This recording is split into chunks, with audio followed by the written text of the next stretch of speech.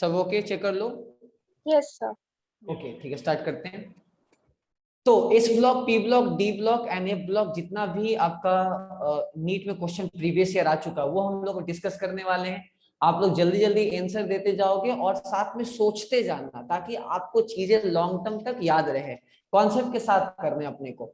चलो, तो स्क्रीन पे प्रॉपर वे में क्वेश्चन दिख रहा होगा, मैं थोड़ा जूम इन कर देता हूँ। चलो चलो ठीक है, दिख रहा होगा प्रॉपर वे में।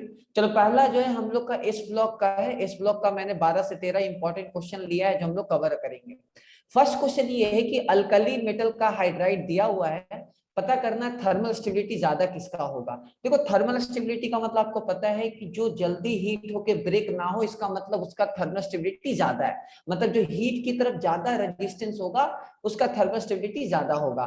तो देखो, लिथियम हाइड्राइड का बॉन्ड लेंथ आपको ऑब्वियस बात है, आयनिक कंपाउंड है, ऐसे तो ये आयनिक फॉर्म में रहेगा। तो आपको पता है कि जितना ज्यादा लैटिस एनर्जी होगा उतना ज्यादा थर्मल स्टेबिलिटी होगा। तो लैटिस एनर्जी किसका ज्यादा होगा? लिथियम आपका हाइड्राइड का, फिर सोडियम हाइड्राइड का, फिर पोटेशियम हाइड्राइड का। आपको मैं ऐसे आंसर की भी दे दूंगा, फिर भी मैं आपको आंसर की जो है चेक करके बता देता हूँ। फर्स्ट का आंसर है तुम्हारा बी, सब लोग नोट डाउन कर लो, बी। चलो, नेक्स्ट क्वेश्चन है तुम्हारा कि कोवेलेंट कैरेक्टर जो है किसका डिक्रीज हो रहा है। तो कोवेलेंट कैरेक्टर के लिए कौन सा रूल लगाएंगे गाइस? याद करो, कौन सा रूल लगाएंगे? फजांस रूल लगाएंगे। तो फजांस रूल के अकॉर्डिंगली आपको पता है कि आपका आयोडीन का ज्यादा होगा तो उसका मतलब कोवेलेंट कैरेक्टर ज्यादा होगा, तो MI, MBR, MCL, MF, M कोई मेटल होगा, तो इसका आंसर क्या होगा? ए होगा। ये जे मतलब नीट 2019 में आया हुआ है। चलो, नेक्स्ट आगे बात करते हैं। नेक्स्ट हम लोग का क्वेश्चन है कि केटायन और एनायन का जो रेशियो है वो सबसे ज्यादा किसका है। तो सबसे पहले हमको बड़ा केटायन लेना होगा, सबसे छोटा एनायन लेना होगा, तभी जाके ये रेशियो हाईएस्ट आएगा।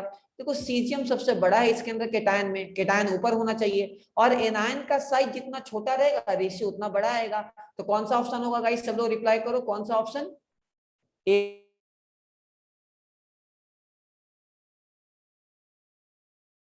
आगे 4 की बात करते हैं। 4, क्वेश्चन नंबर 4 देखो। 4 का बताओ, 4 का कौन सा आंसर होगा?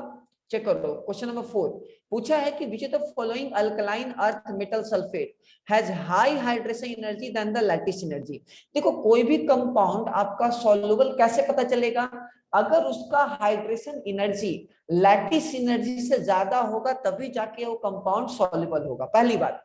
दूसरी बात, अल्कली मेटल हो या अल्कलाइन अर्थ मेटल हो, नीचे जाने पे सॉल्युबिलिटी आपका घटता है।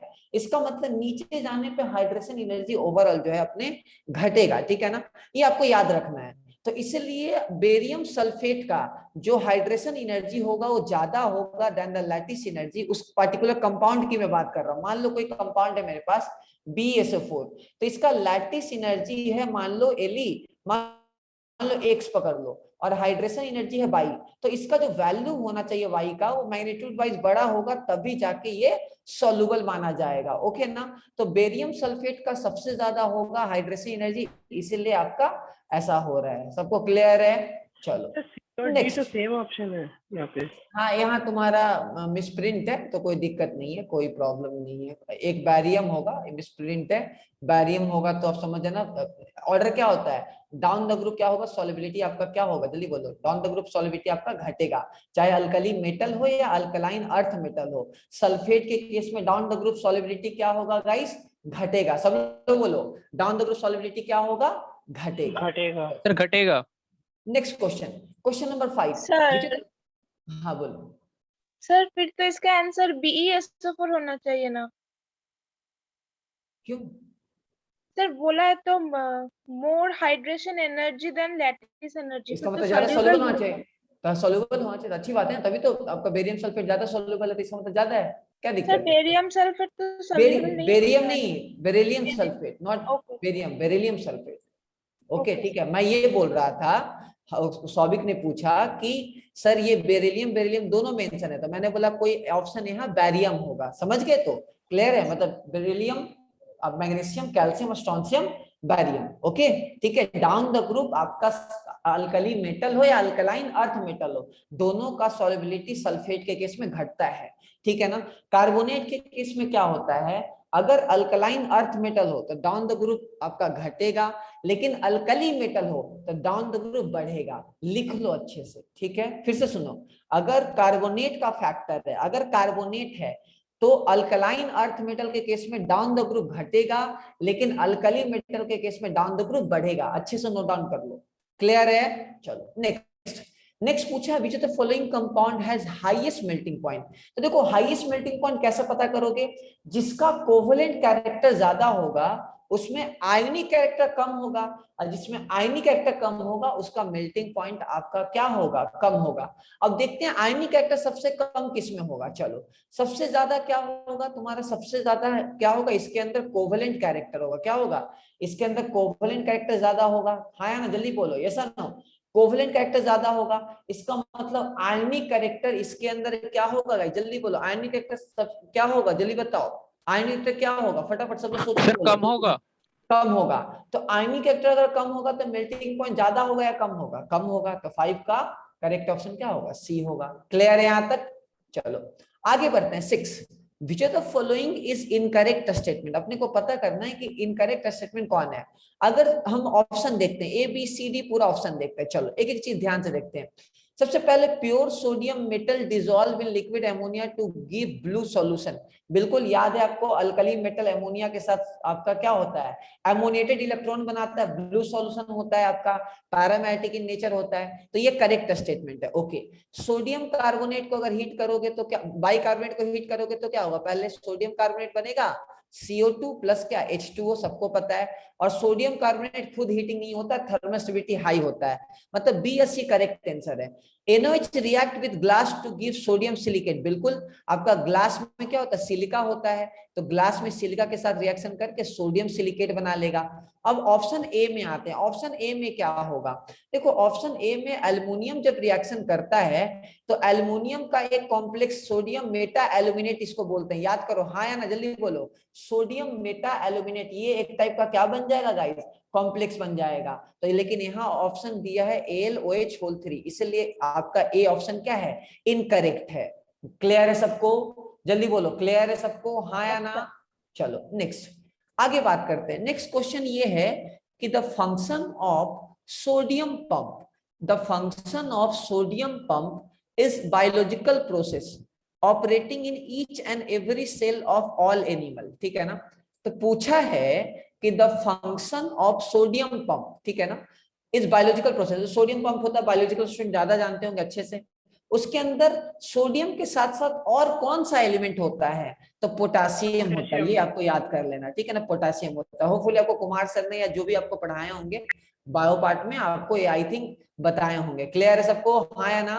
क्लियर है ना? Yes, बोलो sir. फटाफट। चलो यहाँ तक किसी को डाउट? यहाँ तक किसी भी विद्यार्थी को दिक्कत? चलो रिवीजन कर लो, ये सब मौका छोड़ने का नहीं है। इससे ज्यादा क्या अच्छा हो सकता है कि इतना हम लोग रिवीजन करवा दे रहे हैं। अब देखो जबरदस्ती हम तुम्हारे मुंह में ठूस के चम्मच से नहीं खिला सकते कि भाई ये करो ये करो, सही नहीं है। इससे ज्यादा और टीचर के लिए करना पॉसिबल नहीं है। चलो नेक्स्ट क्वेश्चन नंबर 8। अभी मैंने आपको बताया कि अल्कली मेटल हो या अल्कलाइन अर्थ मेटल हो, डाउन द ग्रुप सॉल्युबिलिटी बढ़ेगा या घटेगा? डाउन द ग्रुप सॉल्युबिलिटी बढ़ेगा या घटेगा? जल्दी बोलो, बढ़ेगा या घटेगा? घटेगा। सर घटेगा। डिक्रीज करेगा। तो कौन सा ऑप्शन करेक्ट होगा? चलो कौन सा ABCD में कौन सा करेक्ट ऑप्शन होगा? जल्दी करो Option फटाफट। D. Option D. चलो ठीक है, आप नीट 2015 में 600 स्कोर लेके आ गए। चलो बल्ले बल्ले।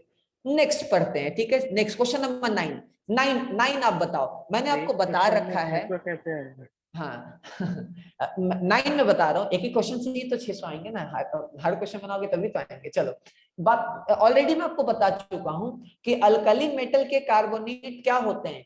हीट के प्रति रेजिस्टेंस होते हैं, वो CO2 नहीं निकलेगा। तो आपको पता करना है कि on heating which of the following release sir option D.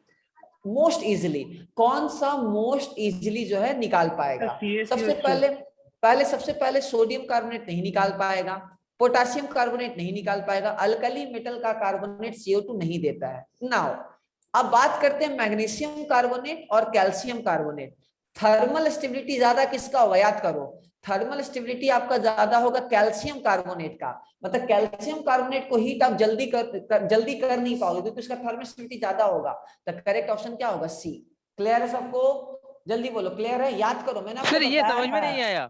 देखो कार्बोनेट है, बाइकार्बोनेट है, सल्फेट है, इनके जो मेटल होते हैं, इनके साथ जो मेटल अटैच्ड है, अल्कली मेटल या अल्कलाइन अर्थ मेटल, उस केस में thermal stability inversely proportional to polarising power होते हैं। मतलब आपको पता है कि कैल्शियम का पोलराइजिंग पावर आपका क्या होगा, कम होगा।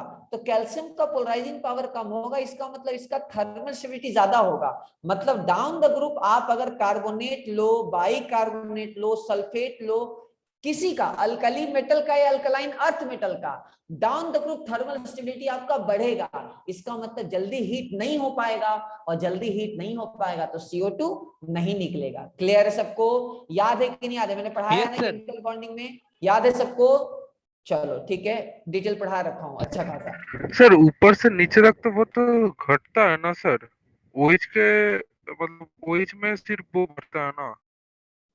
भाई थर्मल स्टेबिलिटी पॉलीएटॉमिक एनायन के लिए inversely proportional to polarising power होता है या डायरेक्टली प्रोपोर्शनल होता है, मेरे को ये बताओ। नहीं, वो पोलराइजिंग पावर ही होता है। हाँ, लेकिन तो कैल्शियम का पोलराइजिंग पावर ज्यादा है या कम है? कैल्शियम का और मैग्नीशियम के रिस्पेक्ट में किसका ज्यादा पोलराइजिंग पावर, मेरे को बताओ, जल्दी से क्लियर करो, जल्दी क्लियर नहीं, करो। मैग्नीशियम का ज्यादा है, लेकिन ज्यादा है, मुझको वो तो मैग्नीशियम ऑप्शन का ये जब लग ज्यादा रहा है, था। जब मैग्नीशियम का ज्यादा है, एक बात बताओ, ऑप्शन ए कैसे होगा यार? सोडियम और पोटेशियम का तो CO2 निकलता ही नहीं है। क्वेश्चन पूछा है कौन जल्दी CO2 देगा? भाई अल्कली मेटल का तो CO2 निकलता ही नहीं है। Sorry, क्या क्या कर क्या रहा है, क्या चाहता है तुम? अभी रिवीजन करो, क्या बच्चों टाइप का करते रहता है? एक्सक्यूज देने वाले बच्चे कभी ग्रो नहीं कर सकते। पढ़ो प्लीज, रिवीजन करो। क्लियर सबको? Down the group alkali metal, alkaline earth metal हो, carbonate, bicarbonate, sulphate, nitrate, कुछ भी लो, पॉली एटॉमिक एनायन है। Down the group down the group thermal stability बढ़ेगा या घटेगा? जल्दी बोलो, down the group thermal stability बढ़ेगा या घटेगा? फटाफट, down the group thermal stability बढ़ेगा या घटेगा? रिप्लाई, अरे बोलो। डाउन द ग्रुप बढ़ेगा सर। थर्मल स्टेबिलिटी बढ़ेगा या घटेगा? पॉलीएटॉमिक एनायन है तो। अरे अभी तो सर बताया, इंक्रीजेस। इंक्रीजेस। क्लियर है सबको? चलो सर नेक्स्ट। ये वाला रिलेशन थोड़ा सा बता दीजिए ना, मतलब पोलरिटी, आयोनिक, कोवेलेंट। बाप रे बाप, चलो इधर देखो यार, देखो इधर। मैंने बताया था कि मान लो कार्बोनेट है, इसलिए बोलता हूँ कॉपी बार बार पढ़ो। बाई कार्बोनेट है, सल्फेट है, नाइट्रेट सर है। चलो अच्छा ठीक है, चलो कोई नहीं। कंपाउंड नहीं सर, मतलब हाँ भाई, एकदम। रुको रुको रुको रुको रुको रुको रुको, जितना भी चीज ले लो, सब कुछ ले लो, कुछ भी पॉली एटॉमिक एनायन ले लो, इस केस में thermal stability inversely proportional to polarising power होगा। जैसे एग्जांपल सोचो, मान लो मेरे पास मैग्नीशियम कार्बोनेट है और बैरियम कार्बोनेट है, ठीक है? तो कार्बोनेट को हीट करने पे CO2 निकलता है। अब मैग्नीशियम का पोलराइजिंग पावर ज्यादा है, तो ये बॉन्ड को अपनी तरफ खींच लेगा। तो ये वाला एनायन को अपनी तरफ खींचेगा, तो ये वाला बॉन्ड लेंथ बड़ा हो जाएगा। अब ये बॉन्ड लेंथ बड़ा हो जाएगा तो इसको तोड़ना बहुत इजी है। अब कैल्शियम की बात करें या बैरियम की बात करें, तो बैरियम का साइज बड़ा होने की वजह से इनका पोलराइजिंग पावर कम होता है, तो ये वाले निगेटिव को अपनी तरफ नहीं खींच पाएगा, तो ये बॉन्ड आपका इलोंगेट नहीं हो पाएगा, तो CO2 जल्दी नहीं निकाल पाएगा। इसका मतलब उसका थर्मल स्टेबिलिटी ज्यादा है। क्लियर आर का? क्लियर हुआ? मतलब कार्बोनेट हो, बाई कार्बोनेट हो, सल्फेट हो, कुछ भी हो जिसके अंदर मोर देन 1 एटम का एनायन है, पॉली एटॉमिक एनायन है, तो किसी भी टाइप का आप metal low, down the group thermal stability क्या होगा? बढ़ेगा। सॉल्युबिलिटी का चक्कर अलग होता है रे बाबा। सॉल्युबिलिटी में हाइड्रेशन एनर्जी और लैटिस एनर्जी दोनों का फैक्टर सोचना पड़ता है, लेकिन लैटिस एनर्जी के केस में, मतलब थर्मल स्टेबिलिटी के केस में, हमको कुछ नहीं देखना है, हमको सिर्फ और सिर्फ पोलराइजिंग पावर देखना है पॉलीएटॉमिक एनायन के केस में। और मोनो एटॉमिक एनायन के केस में जितना छोटा एनायन होगा उतना ज्यादा उसका लैटिस एनर्जी होगा, जो मैंने पहला क्वेश्चन करवाया। क्या अभी क्लियर नहीं है? जल्दी बोलो, क्लियर है ना? सर आयोनिक और कोवेलेंट थोड़ा सा क्लियर करके दीजिए ना सर। अच्छा चलो ठीक है। दूसरा, अब आते हैं, सपोज करो कि मान लो मेरे पास बैरियम क्लोराइड है, अब मेरे पास मैग्नीशियम क्लोराइड है। अब हमको पता करना है कि किसका आयनिक कैरेक्टर ज्यादा है, किसका कोवेलेंट कैरेक्टर ज्यादा है, किसका मेल्टिंग पॉइंट ज्यादा है, किसका बॉइलिंग पॉइंट ज्यादा है, ये सब पता करना है। बेसिक आइडिया, एक्सेप्शन छोड़ के। तो सबसे पहले आपको पता है कि जितना छोटा केटायन होगा पोलराइजिंग पावर ज्यादा होगा उतना ज्यादा कोवेलेंट कैरेक्टर होगा। तो Mg का साइज छोटा है तो कोवेलेंट कैरेक्टर क्या होगा, Mg का ज्यादा होगा देन द आपका BaCl2। आयनिक कैरेक्टर उसका उल्टा, आयनिक कैरेक्टर उसका उल्टा होगा, कोवेलेंट ज्यादा तो आयनिक कम। मेल्टिंग पॉइंट की बात करें तो melting point directly proportional to ionic character होगा, inversely proportional to covalent character होगा, ठीक है ना। Boiling point similarly ionic character के डायरेक्टली प्रोपोर्शनल होगा और inversely proportional to covalent character होगा। जनरल है ये तुम्हारा फजांस रूल, लेकिन कुछ इसके अंदर एक्सेप्शन भी हो सकता है जो मैंने आपको कॉपी में लिखाया है। एक बार रिवीजन कर लोगे तो अच्छा रहेगा, नहीं तो एटलीस्ट कितना भी रिवीजन कर लोगे तो सही रहेगा। क्लियर है, क्लियर हो गया सबको? सर हाँ बोलो। हाँ सर क्वेश्चन में तो पूछा ही है कि सर मोस्ट इजीली, तो अगर थर्मल स्टेबिलिटी अगर CaCO3 का ज्यादा है तो वो इजीली कैसे निकल सकते हैं अब CO2? इसलिए तो सी बोल रहा हूँ ना भाई। सर आपने CaCO3 नहीं बोला ना। क्या मैं, अच्छा उसाची मैंने क्या बोला बाबू, उसाची बोलो तो मेरे को। Sir MgCO3। क्या, कहाँ समय, क्या हो गया, ब्रेकअप हो गया क्या तुम्हारा? हाँ? नहीं नहीं सर, पता नहीं कैसे मतलब गड़बड़ी हो जा रहा है।